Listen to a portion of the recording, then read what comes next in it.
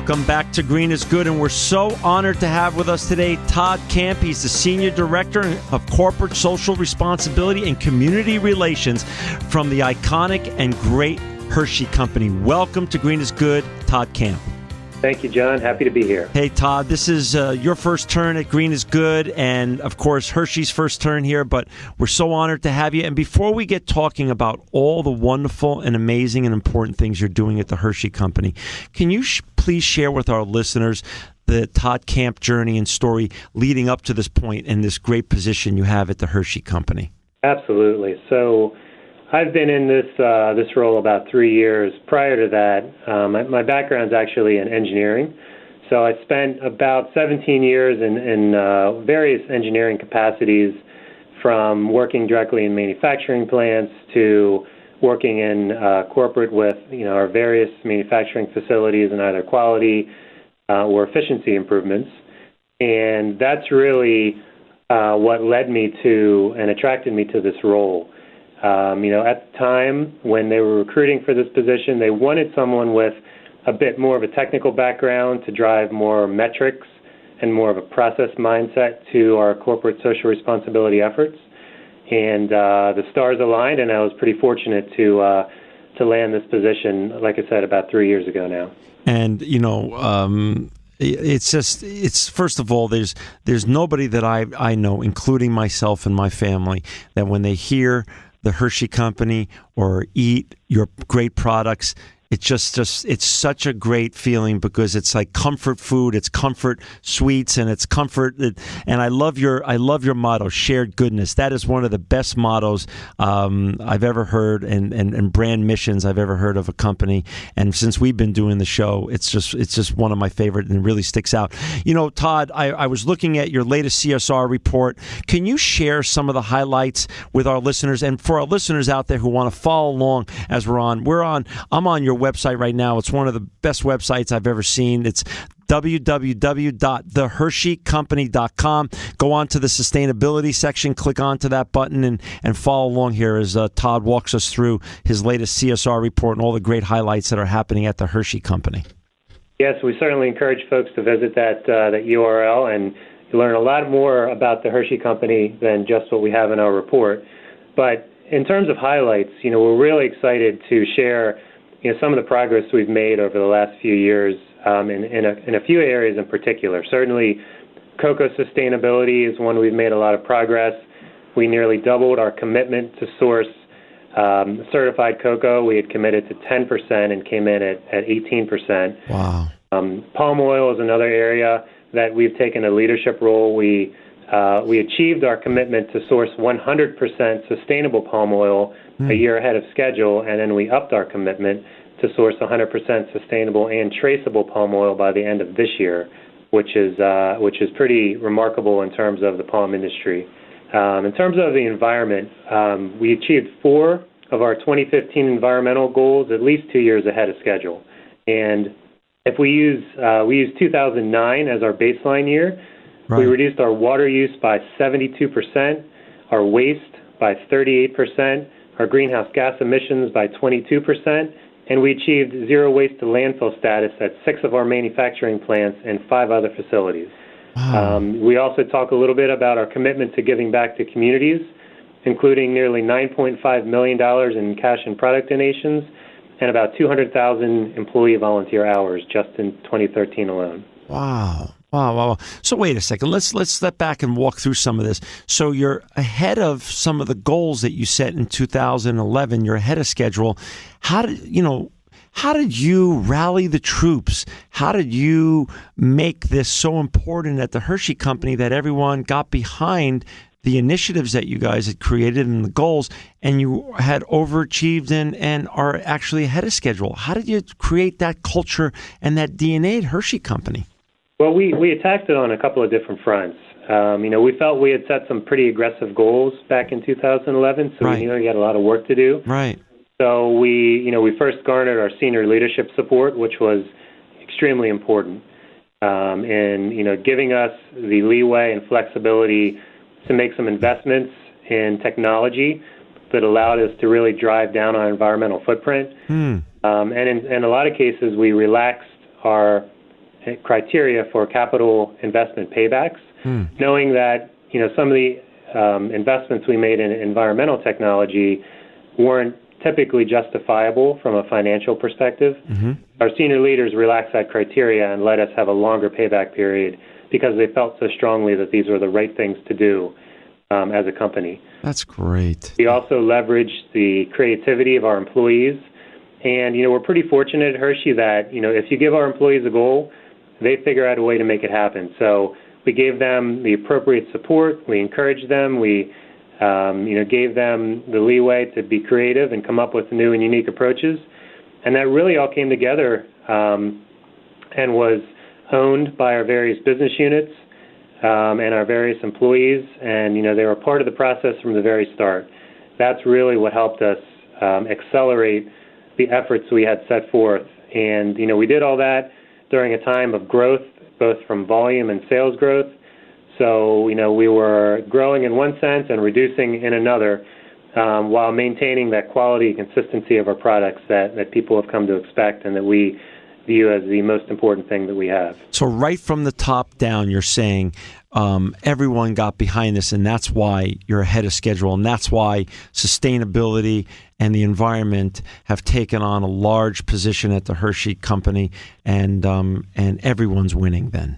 Absolutely. Sustainability at Hershey is really integrated into our business. It's not a standalone department. We only have, a handful of folks that work in CSR directly. We rely on our employees around the world to help us guide and inform our efforts and really drive progress because, it's really part of our corporate culture from the very beginning. So, it's something that our employees just view as the way that we approach business every day. That's so great. For our listeners who just joined us, we're honored to have Todd Camp with us. He's the Corporate Social Responsibility and Community Relations Director at the Hershey Company. It's thehersheycompany.com. I'm on their website right now. It is visually one of the most gorgeous websites I've ever been on, and it's also, it reads so well because I clicked on the Good Business button, and all the stories here that tie back to your CSR report are all there. So I know we can't get to all of them today, but for our listeners out there, I urge you to go on the site and look at all these amazing stories when it comes to cocoa, sustainable cocoa and palm oil, and everything that you're doing. One of these has to do with zero waste, and that's a big issue now. One of the stories here I'm looking at says 97% occurs at our facilities that send zero waste to landfill. Explain the numbers and what the whole quote-unquote zero waste to landfill goal is at the Hershey Company. Absolutely. This is one of our shining stars, John. So today, 97% of our U.S. production occurs at zero waste to landfill facilities, like you mentioned, meaning that, those facilities send no waste to landfill, quite simply. Right. When we really attacked waste through a systematic process, first, obviously, we identified the various waste streams at each facility. We then drove down that waste as far as we possibly could to eliminate it altogether. We implemented various projects to reduce waste and also to increase recycling. And then with that remaining waste, there's always going to be that bit of unavoidable waste. We found ways to either convert it to energy on site or work with local waste-to-energy facilities to ensure that, we weren't sending that waste to landfill, that if we weren't reducing it or recycling it, it was turning back into energy to power either our facilities or someone else's. So we are, pretty proud of this fact. Our employees are extremely proud. This is a real sense of pride for our employees in those facilities. And we've actually spurred a healthy competition between the facilities receive that status. And, once they get it, they are keenly aware of that, and they have made the, process changes to maintain it and are vigorous in terms of protecting that status to make sure they're doing the right things, for the environment and for the plant itself. The old adage, Todd, no good deed goes unpunished. So since you've achieved so many of your important goals with regards to the environment and sustainability at the Hershey Company, share with our listeners what's next. How are you guys going to keep raising the bar there? Well, we're not satisfied. So we've made tremendous progress, and, we acknowledge that. However, we feel like we can still do more. Okay. And what we've done is essentially reset the clock, and our new baseline year is the end of 2013. Oh, wow. That basically starts the clock at zero, and we've set new goals and fairly aggressive goals across the board with a target year of 2017. Wow. So working with our technical folks and our senior leaders, we've really set what we feel are, again, incremental and fairly aggressive goals to continue to drive down our environmental footprint across the board. I love it. And for our listeners out there, again, we've got Todd Camp with us. He's the head of corporate social responsibility from the Hershey Company. And on their website now, thehersheycompany.com, I'm also looking at this wonderful fact under the better stories.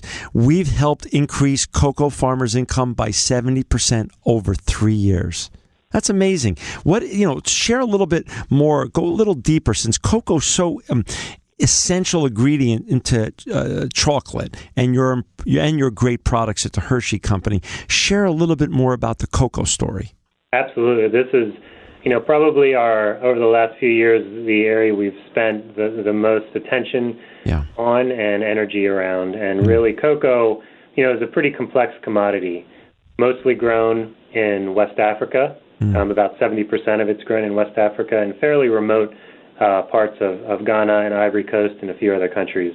We've really relied on technology and leveraged that to basically provide cocoa farmers and their families with education to help drive increases in their yields and ultimately their income. And it's just basic, agricultural techniques, basic weather information, crop disease information, just things that they didn't have access to before, which now that they do are showing to have dramatic results. And we just finished a 3-year impact study. Actually, World Education, an external nonprofit, finished a 3-year impact study and found that, like you said, farmers in the Cocoa Link program, which is the one program we have that leverages mobile technology to get information to farmers, those farmers increased their yields by 46% and their incomes by 70%, like you mentioned. So, we're really leveraging technology to change the game for folks that are a vital piece of our supply chain and an important partner for us. That's wonderful. I see in your CSR report also, there's a very interesting project called the Project Peanut Butter. And all I know is if I worked at the Hershey Company, I'd want to be part of Project Peanut Butter. What does that mean? And what does it mean with regards to the aim to save lives in Africa? Explain to our listeners, please, Todd, Project Peanut Butter. Absolutely. This is a project we're really excited about. And Project Peanut Butter is actually a nonprofit that's been in existence for several years, and they've been producing what are called ready-to-use therapeutic foods. They provide to malnourished kids in some pretty remote parts of the world. And we decided to partner with Project Peanut Butter and fund the construction of a factory in Ghana to manufacture this ready-to-use therapeutic food for malnourished kids in Ghana itself.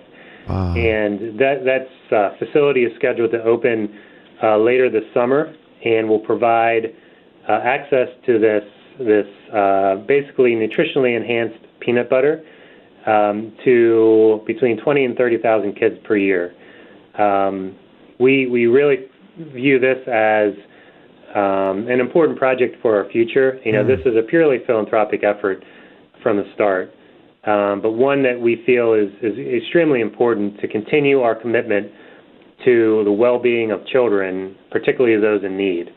So this is a totally different approach that we've taken, and we feel like it has a lot of potential to grow in the future, and we have some plans that we're looking at to extend this project going forward. But for now, we're really excited to have this project almost across the finish line to really help these malnourished kids that need it most. And what an important project that, as you show on your website, there's 70,000 or so malnourished children who live in rural Ghana. And for you to be able to help a huge portion of these children every year with this great project Peanut Butter. That just speaks volumes for the Hershey Company. That's just awesome. And I want you to also share, I'm on the website, and for our listeners out there, the HersheyCompany.com, the HersheyCompany.com. I clicked on it's a great website, one of the best I've ever been on. I clicked on the Good Business button, and then I see a lot of pictures of your Hershey employees that are doing community activities. And I'll share a couple here that I'm looking at right now. For instance, the Miracle Network and is one of them, and the United Way Campaign Fund that you guys raise money for. Can you share some of the employee engagement that goes on at the Hershey Company, both domestically and worldwide, with your employees and all the great work that you're doing as a company? Absolutely. And you just mentioned, our two primary employee campaigns, Children's Miracle Network, which we've supported for 25 years and raised over $4 million for sick and injured children, and United Way, which we've supported for really more than 50 years, and last year alone raised almost $3 million for various nonprofits across the globe. But really, our employees are the engine that drives our CSR efforts. Since the very beginning of our company, we've been committed to giving back to our communities and making a difference in the places where we live and work. And we encourage our employees to engage in their local communities as well. They get several paid days off to volunteer each year. And last year we launched our first ever week of service, which we call Good to Give Back Week. And, that was a focused week of volunteerism, and our employees were out in force, in teams, really making a difference, in the places they call home. This year, we're expanding that program to make it even bigger and more impactful.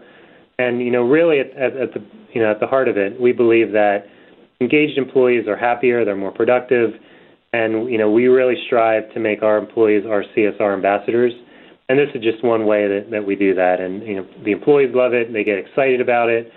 They come with new ideas every year, so it's really at the heart of our efforts and something that is extremely important to what we do. We're down to the last 3 minutes, unfortunately, Todd, but I do want to mention for our listeners out there that don't remember the genesis of the Hershey Company. It was founded by a great man named Milton Hershey. And back at the early part of this century, in 1918 or so, he committed his fortune to education. And here we are in 2014, and education is still the future of America. That's how ahead of his times he was. Can you share a little bit in the last 2 minutes or so all the great work that you've built upon and the great people the Hershey Company has built upon in terms of Milton Hershey's legacy to education? Absolutely, and you're exactly right on those dates. In 1918, he gave away his $60 million, which is even a lot of money today, obviously. Yeah. That was about 30 years before he passed away. So it was kind of unique in that regard. But basically, that was solely set aside to fund a school for underserved children. Today, that's one of the largest K through 12 residential schools in the world, with about 2,000 kids coming from severe poverty or severe social risk. And they're also our largest shareholder. So we have a pretty unique connection with one of the largest schools for underserved kids in the world. But that's not all. We've extended that commitment to really focus on education globally. So wherever we have operations or groups of employees, we seek out partners and programs that support particularly underserved kids. And the vehicle with which we do that is usually through education. So that is something that, again, our employees, they understand this unique connection we have with education, and they're very excited to be involved in it in their local communities. And, we've literally donated millions of dollars every year to support educational programs for kids because we feel so strongly about that. It is our future, like you mentioned. And, it's been part of our very legacy and DNA of the company. And it's something we will intend to take forward for many, many years. That is just so great. And Todd, thank you for coming on today. For our listeners out there, to learn more about all the wonderful and important things that the Hershey Company is doing, please go to www.thehersheycompany.com. Click on to any of the buttons I was talking about, Good Business, and download their CSR report and enjoy their great products, and know that when you're enjoying them, how much goodness they do for the whole world. Thank you, Todd, for sharing all the sustainability goodness at the Hershey Company today. You are truly living proof that green is good.